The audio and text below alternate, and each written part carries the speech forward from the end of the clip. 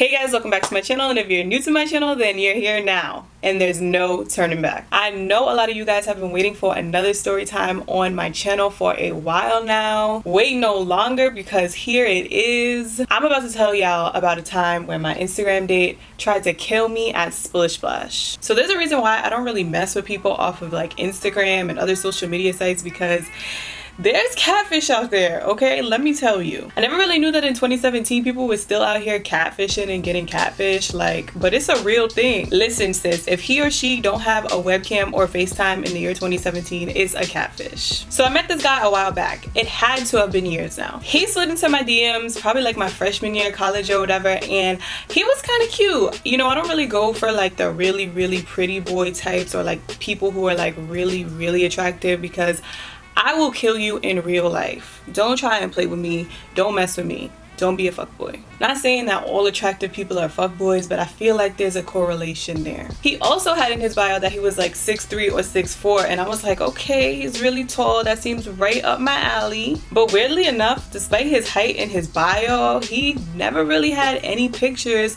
from like the shoulders down. It was always like shoulder up. So I felt like that was kind of weird. Like usually if a guy is tall, he has a lot of pictures like full body, you know what I'm saying? So I'm like, okay, maybe he's bluffing his height a little bit, like just a pinch. I've had some guys who have said that they're like 5'10" and it turns out they're like 5'6". I'm 5'6", you can't be 5'10" if we sitting here looking eye to eye. Like that don't even add up. So I'm like, all right, kind of sketchy, but it's okay. He's probably at least 6 feet. I mean, I don't think he would bluff that much. So I gave him my number and we took it from there. Come to find out, he's from Staten Island, which from like Queens is a hop, skip, and a whole jump. Like that's like the forgotten borough. The boondocks of boroughs. Like being from Staten Island is, you really can't sit with us though. You're too far. Like if I have to take 2 buses, a train, and a ferry boat to come see you, then I'm definitely not coming to see you. It's gotta be a no from me. So we would always have a hard time meeting up with each other because he lives so damn far. So a few summers back, I decided like, let me be nice and stop playing games with this man. Like let's finally meet up or whatever. Let's hang out. But we're not gonna do like a regular hangout date type of situation. We're gonna go to Splish Splash. Because like, you know, it's hot and it's summertime and I'm trying to be a ting. Like my body was right at that time. Like I wasn't gonna just be sitting up in somebody's hot ass house in Staten Island. Like nah, we in Splish Splash. Now at this time, I hope you guys can recall that in the beginning of the video I told you guys that this man had no pictures of his body from the shoulders down. A few of you could probably put 2 and 2 together and see exactly where this is going. But for those of you guys who are not the circus tool in the shed, let me spell it out for you. He was big. Real big, okay? And not just tall big, like huge, hefty, thick. And I am not one to discriminate, y'all, but we were going to a water park, you know, like with rides and weight limits. So you probably know where this is going here. So now we're about to get on the line for one of the water slides, and at the entrance of this said water slide, I see a little sign that reads, this ride has a maximum capacity of 400 pounds for the double tubes. And at first I'm like, 400 pounds? That seems good. Like 400 pounds is a pretty significant amount of weight. I think we're good. But then I'm like, wait a minute. How much do I weigh? So I'm calculating in my head, you know, being generous that day because, you know, we had a big breakfast and I haven't stepped on a scale in a minute and we're gonna be in the water. So I calculated my estimated weight for that day to be approximately 150 pounds soaking wet. And that was being generous. But don't forget, now this is all in my head. So as I'm calculating, he's grabbing the double tubes like, let's go. And I'm like, wait. You sure we good for these double tubes? He's like, yeah, what you mean? I'm like, well, I saw a sign at the beginning of this line for this water ride, and you know, it said that the maximum capacity for the weight limit for the double tubes is around 400 pounds. And he's still like, okay. And I'm like, all right, look, I'm around 150 pounds and I just feel like we shouldn't even go near the weight limit. And he's like, nah, we good. Come on, let's go. And I'm over here like, are you sure? Because I just feel like it would just be just as fun if we took the singles. You know, you could see me going down first. And he's like, listen, I did not pay all this money for both of us to get in this park and we ride in singles all day, like we not on a date or something. Like, and at this point I didn't want to be like, are you really sure? Because I feel like we damn near pushing it. And I mean, how much do you weigh? Because, you know, it could have been a sensitive subject and I just didn't really want to make the vibe of the whole date like super weird. So I was just like, all right, if he says we good, let's go. So as we're waiting on the line, I'm looking at all the other pairs who have double tubes and seeing if their scenario is anything close to our scenario with the whole weight limit situation. And it just didn't really seem like anybody was trying to push it that day. There was like couples, mothers and daughters, fathers and sons, like young kids, like everybody who just seemed like they would fit the situation, except for us. It seemed like we was the only people trying to push our luck that day in that water park. So we in the front about to step into them tubes and I'm looking at the instructor like, man, you about to save my life today. I know you are. You have to say something. It's your job description to say something, right? I mean, you don't want a lawsuit. You don't want nobody to get hurt, right? So, I mean, are you gonna speak up? Speak now or forever hold your peace. I'm thinking that this instructor is gonna say something and, you know, come to my rescue and at least be like, excuse me, sir, are you trying to kill this poor girl? Get out.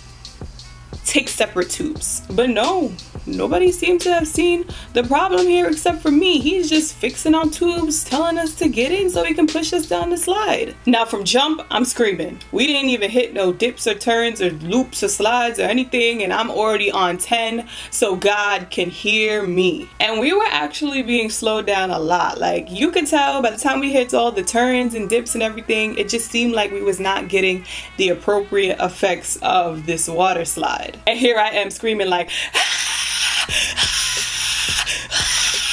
so you could just tell something wasn't adding up. It's either I'm really scared of water slides or I'm really scared I'm about to die. But I'm just thinking like, oh Jesus, we're gonna get stuck somewhere, or I'm gonna flip out onto the concrete out of this dang water slide, or he's gonna like topple over me by mistake, or like, I don't even know what's about to happen. I don't know why they got this sign there, but there's obviously a reason. So please God, Lord Jesus, take the wheel. We made a huge splash into the pool of water at the end of the ride, and for the remainder of the trip, I just pretended to be interested in all of the rides that were for singles. Now after that day, I never brought it up again. I didn't mention it. I figured I survived that day and that's all that mattered. I just know now that the Lord got my back. Until about a week later, we're on FaceTime and he's telling me about a doctor appointment now he just had. Now here's the true kicker. So he's explaining to me about this doctor visit, and he had told me that the doctor told him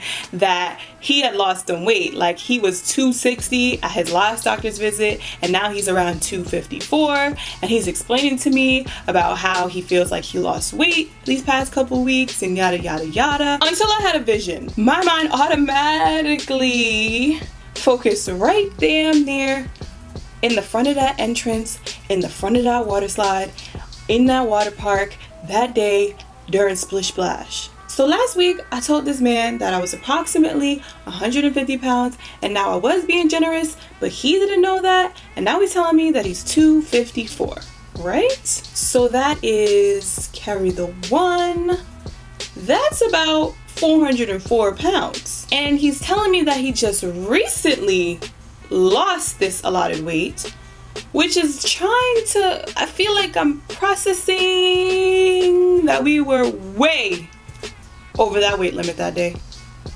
So it's been confirmed. He was trying to kill my ass. So now he's still explaining to me about this doctor visit, but I cut him off mid-sentence like, what? The doctor said you weigh how much? So he repeats, he's like 254, I just told you I lost 6 pounds. And I'm just like, so how much did you weigh last week? Because last week I told you that there was a weight limit for this ride for 400 pounds, and I told you that I was 150 pounds soaking wet, and I was being generous, but you didn't know that. So that means that if we wasn't gonna come close to that weight limit, which I preferred, that you would have at least been 240, that's a little bit pushing it, let's say 235, and you told me that we were good. So what was all this we were good stuff? He's like, what? You're still on that? That was a whole week ago. Like, yeah, I told you we were good, but it's not like I calculated the weights in my head or anything. My bad. And I'm like, you're bad. So you told me we were good, but you didn't want to calculate the weights in your head or anything, and it's just like, my bad, I'm sorry. You could have cracked my neck. I could have broke my skull. Something could have happened on that ride and it wouldn't have even been Splish Splash's fault because they put the sign there. It would have been your fault and I would have been dead and my parents would have been sad and I just would have been, and all you have to say is my bad? He's like, all right, Jelena, you're going mad hard. Like, it wasn't even that serious. Don't be dramatic. They just put those signs to scare you. And I'm like, excuse me? They put those signs to scare me? Scare me? Like, that's all you got to say right now?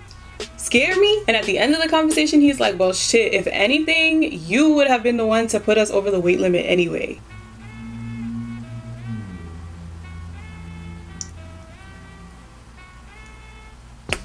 Me. Oh yeah, I'm the one who put us over the weight limit. And we're on FaceTime, so I like make sure I'm looking at him to see if maybe he's like smiling or joking, maybe even a laugh, a small chuckle, to see if he was definitely kidding, as I thought in my mind, because there was no way he was absolutely serious that I was the one who put us over the weight limit. But nah, he was dead ass. I don't think I hung up and blocked somebody so quick in my entire life. Like, that swiftness had to be in the Guinness Book of World Records. And after that, I never checked my DMs again. Totally kidding. I met my current boyfriend through Instagram.